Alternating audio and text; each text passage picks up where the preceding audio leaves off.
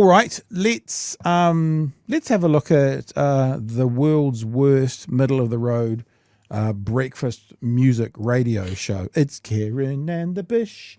So this morning on breakfast, I think it's Chris Chang asked the question of the RMA, and he basically said, "Oh, we've heard lots from you, Minister Bishop, about the RMA. So let's start with Kieran. What are your thoughts on the RMA, Kieran?" That was basically the introduction to this conversation. Oh, well, I mean, he said he was going to do something and he's done it, so good on him.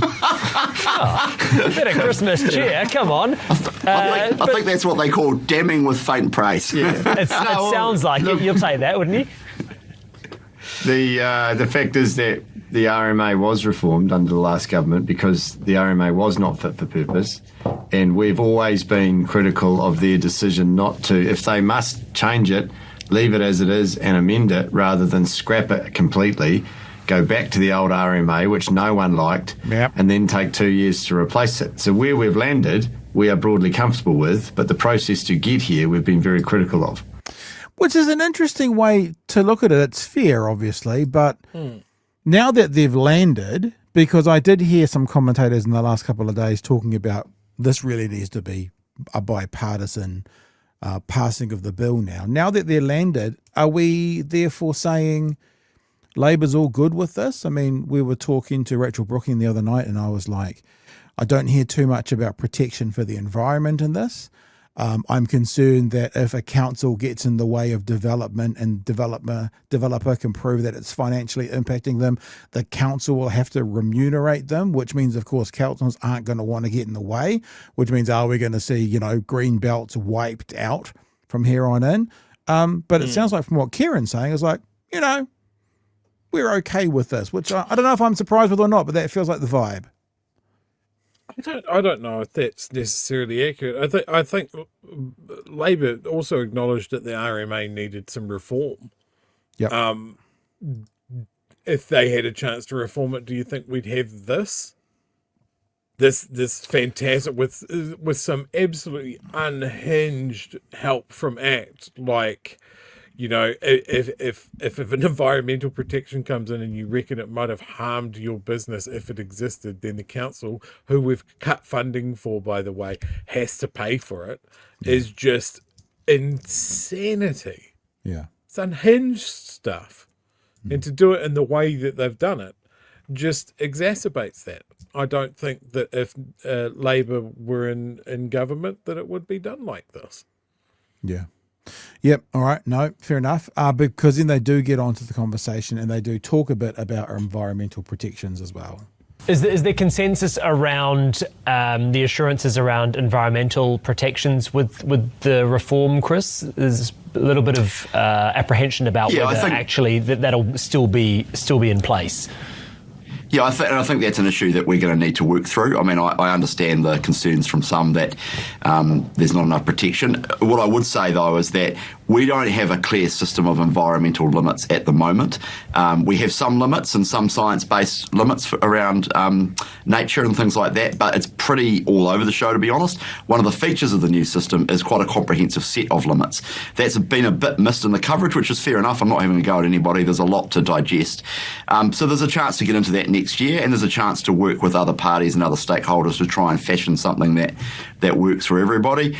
The thing with this stuff is you can't keep everyone happy, right? I mean, if everyone was happy, perpetually all the time, it wouldn't be, there'd be something wrong. Something would be, it's just impossible, right? So you can't keep everyone happy. What you can try and do is make sure that, there's at least a broad consensus on it's the step on the right way forward, and that's what we're trying to do. It is weird basically saying if everyone was happy there'd be something wrong. I don't think that's necessarily true. I'm sure at times you can make everyone happy, but obviously when your leader says compromises both parties losing rather than both parties winning, I guess that's the attitude that comes from the big chair. Joey? Yeah. No, it's strange. Everything's strange and weird. It doesn't make any sense. Everything's strange and weird. Nothing makes any sense. Now, come and pick me up. I actually think we solved the social media problem last night. I really do. I really think it's as simple as what we decided. That you, like a radio station, like a magazine, like a newspaper, like a television station, the platform, whichever it is responsible for what gets said on the platform. So if you're listening to a talkback radio station and a talkback caller slanders someone on air, the radio station has some responsibility in that. So the solution seems easy and clear to me.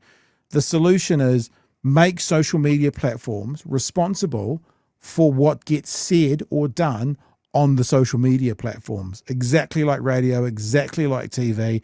Then watch how our comments, etc., get moderated.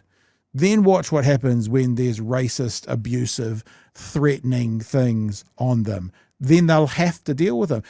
And look, I've thought about this over the last 24 hours, Chewie. That's the only answer to this. It's the only answer. It's the only answer to this is make Twitter responsible, liable, legally responsible for the words that are said on Twitter. Like TVNZ is legally responsible. That's why when, I can't remember who, someone, well, I might have been, I don't know, was it even Chantel Baker? I don't know.